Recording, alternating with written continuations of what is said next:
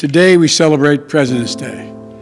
But the American story isn't a story of presidents. It's a story of the American people, a story of courage, character, strength, and resilience, of facing the toughest challenges and overcoming them.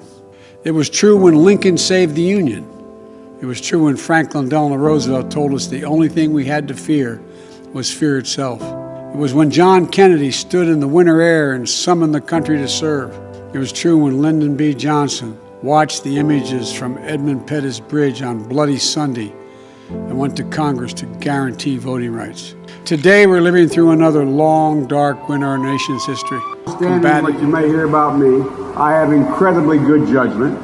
One, I married Jill. And two, I appointed Johnson to the Academy. I just want you to know that.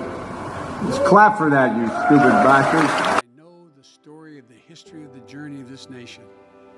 The American people have never, ever let this country down and given it a chance. So on this President's Day, I promise you, as your president, my whole soul is in the work ahead of us. And if we do it together, as one people, one nation, one America, we will not fail. America never has.